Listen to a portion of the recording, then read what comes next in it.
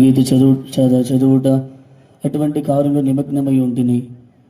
దేవుడు ఆ యొక్క రక్షణలోనికి ఎలాగా దేవుడు నన్ను తీసుకొచ్చినారు అనగా, మా మేనమామ గారు ఈ యొక్క టీపీఎం సీక్రెట్ డెలివరీగా ఉండేవారు. మా యొక్క ఫ్యామిలీలో ఎవరు యేసు ప్రభుని ఎరగలేదు. మా మేనమామ మాత్రమే సీక్రెట్ డెలివరీగా ఈ యొక్క సంఘానికి వచ్చేవారు.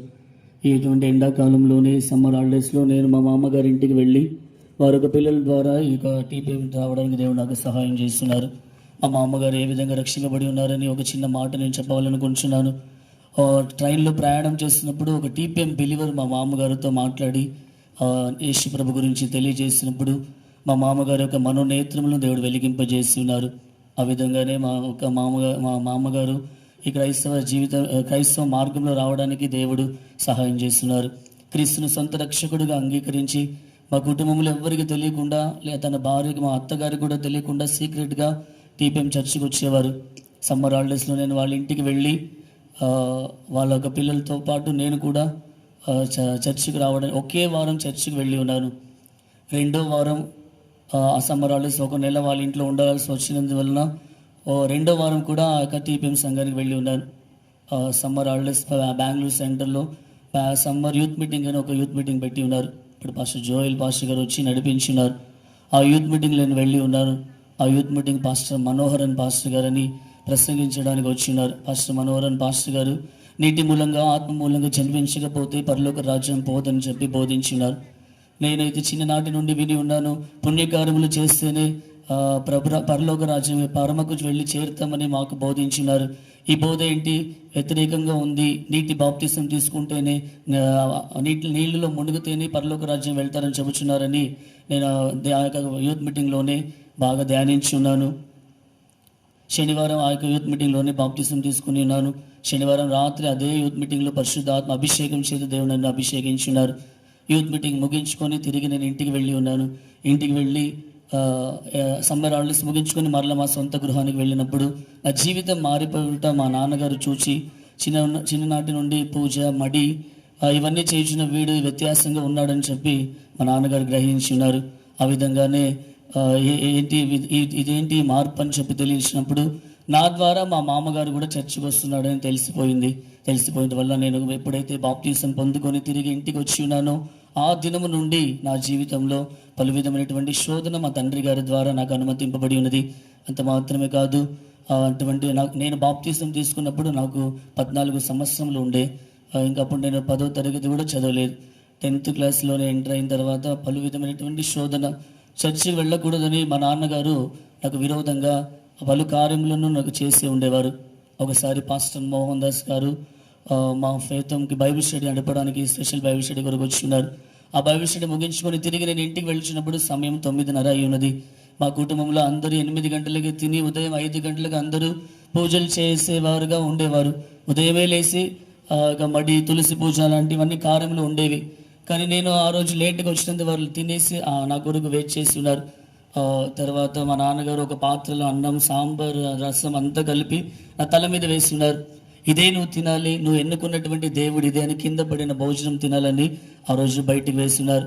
నేను ఆలస్యంగా వచ్చినందువలన అటువంటి ఒక పోరాటం నాకు వచ్చినది. మా నాన్నగారు నన్ను బయటికి వేస్తున్నారు. బయటికి వేసి నేను తిరిగి వెంటనే చర్చికి వెళ్ళి ఉన్నారు. చర్చికి వెళ్ళినప్పుడు బ్రదర్ బట్టలు ఐరన్ చేసి ప్రేసి ముగించుకుని మరీ ఇంటికి వచ్చి మా నాన్న తిరిగి లేసి లోపల ఇంట్లో గుమ్మంలో ఉండేవాడిని. దేవుని యొక్క పరిశుద్ధ నామ స్తోత్రం కలుగును గాక. అంత మాత్రమే కాదు, ఒక దినము నేను పాస్టర్ ఎంటీ థామస్ గారు మా యొక్క ఫేతంకి వచ్చి బైబిల్ స్టడీ నడిపించినప్పుడు ఆ బైబిల్ స్టడీ లేట్ ముగించి ఇంటికి వెళ్ళి ఉన్నాను. ఆ పాస్టర్ ఎంటీ థామస్ గారు ఆ బైబిల్ స్టడీలోనే 3 విధమైనటువంటి నపుంసకుల గురించి ప్రసంగించినప్పుడు దేవుడు నాకు పిలుపుని ఏర్పాటును ఆ కూటంలోనే ఇచ్చిన్నారు. ఆ సంతోషంతో నేను ఇంటికి తిరిగి వెళ్ళి ఉన్నాను.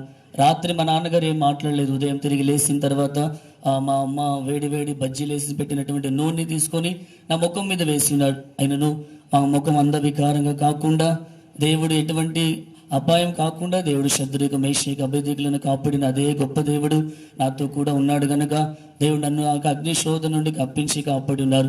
దేవునికి పరిశుద్ధ నామ స్తోత్రం కలుగును గాక.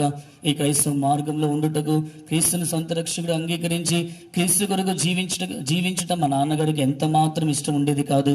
అంత మాత్రమే కాదు, నేను మా ఏరియా ఒక వీధి సపరేట్గా మాకు ఏరియా మాత్రమే ఉంటుంది.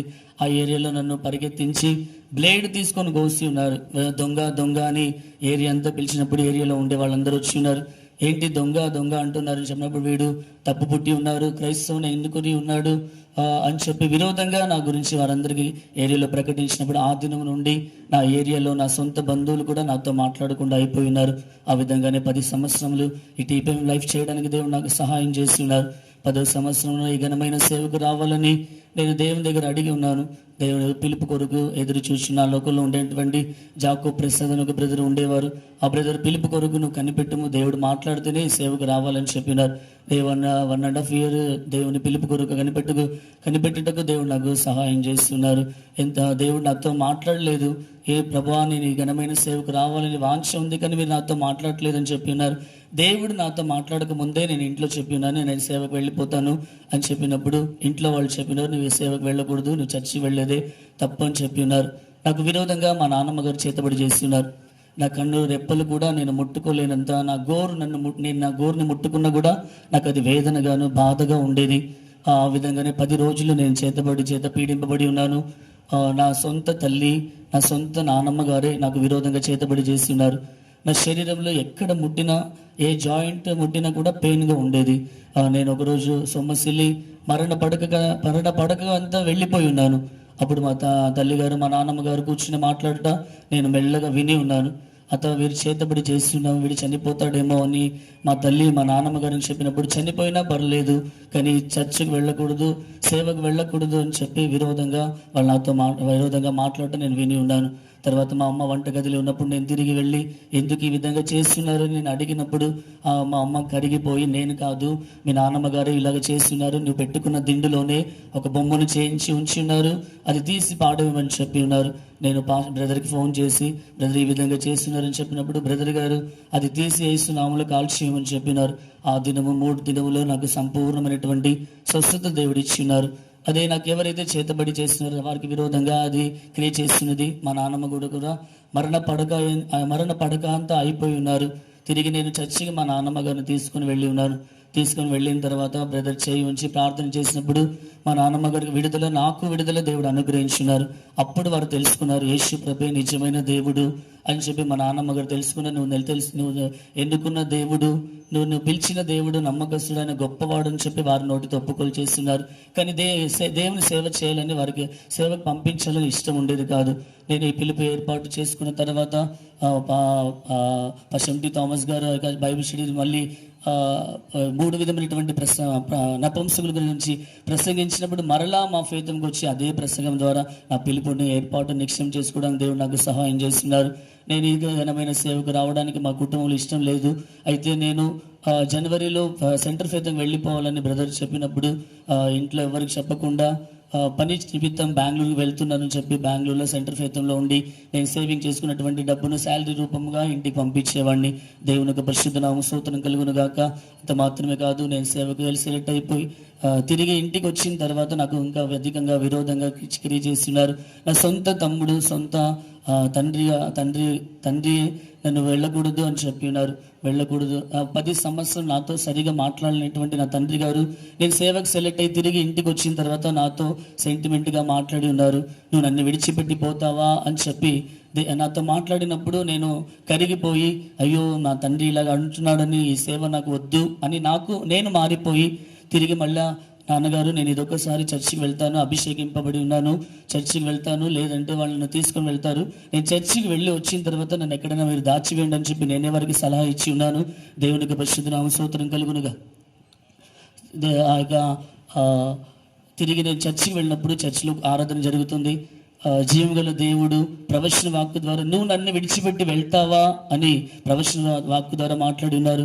తండ్రి మాట వినాలా, పిలిచిన సర్వ సృష్టికర్త దేవుని మాట వినాలా అని నేను 2 మనసులు కలిగి ఆ కూటంలో కూర్చున్నప్పుడు దేవుడు స్పష్టంగా నాతో మాట్లాడి, ఈ ఘనమైన సేవకు నువ్వు రావాలి, నేను నిన్ను పిలిచి ఉన్నానని చెప్పి దేవుడు మళ్ళా నన్ను సంధించి ఉన్నారు. తిరిగి నేను సేవకు రావాలని సిద్ధపడినప్పుడు మా తమ్ముడు వాళ్ళు, మా నాన్నగారు, మా చిన్నాన్న వాళ్ళు సేవకు పంపించకూడదని జైల్లో 48 hours పెట్టి ఉన్నారు, బెదిరించి ఉన్నారు. అయితే నేను అప్పుడు తగ్గించుకున్నాను, ఈ సమస్య నేను సేవకు వెళ్ళనేమో, అభిషేకింపబడి ఉన్నాను, ఇంకా సేవ నాకు అర్హత లేదేమో, నేను ప్రార్థించి అలాగే పడుకున్నప్పుడు దేవుడు అదే సమయంలో మా తల్లిగారికి దర్శనం చూపించున్నారు.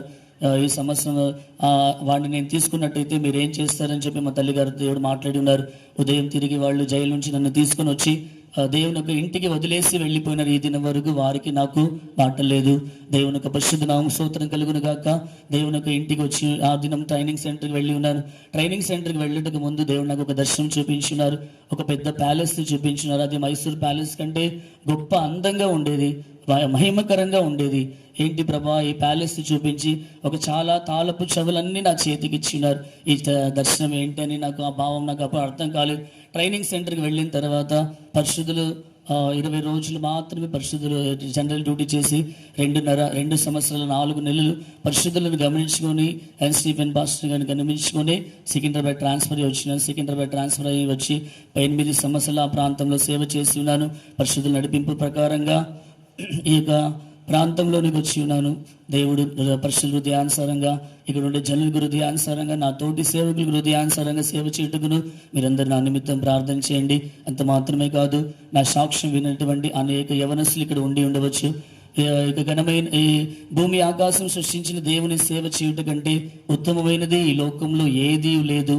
ఎందుకంటే మన దేవుడు సత్య దేవుడు, ఆయన సర్వ సృష్టికర్త దేవుడు. ఈ లోకంలో ఆయన సేవ చేయటం కంటే ఉత్తమమైనది ఉన్నతమైనది ఏదీ లేదని చెప్పి నా అనుభవంగా చెబుతున్నాను. ఇక్కడ ఎవరైనా చేతబళ్ళు చేత మీరు పీడింపబడిన వారుగా ఉన్నట్టయితే, నాకు మా నాన్నమ్మ గారికి విడుదల దేవుడు ఇచ్చిన గొప్ప దేవుడు. ఇక్కడ అటువంటి ఒక బంధకాలతో మీరు వచ్చినట్లయితే కూటం ముగింపబడినప్పుడు ప్రార్థించటకు సమయం ఉంటుంది. ప్రార్థించుకొని ముందుకు వచ్చి మీరు మీ సమస్యను పరిశుద్ధులు చెప్పినప్పుడు, నాకు మా తాత మా నాన్నమ్మ గారికి విడుదల ఇచ్చిన అదే గొప్ప దేవుడు మీకు విడుదల ఇస్తున్నారని విశ్వసించున్నాను. అంత మాత్రమే కాదు, ముందు పెట్టిన కాలు వెనక పెట్టకుండా చివరి శ్వాస వరకు విశ్వాసకర్తగా దాన్ని కొనసాగించి యేసు వైపు మాత్రమే చూసి ఈ ఘనమైన సేవ చేయటకు మీరందరూ నా నిమిత్తం ప్రార్థన చేయమని తగ్గించుకొని నా సాక్ష్యం ముగించుకుంటున్నాను. యేసునామమున అడుగుచున్నాను అంత. దేవుడు సహోదరుడికి ఇచ్చిన మంచి సాక్షి కొరకు స్తోత్రం. సోదరం సోదరం సోదరం సోదరం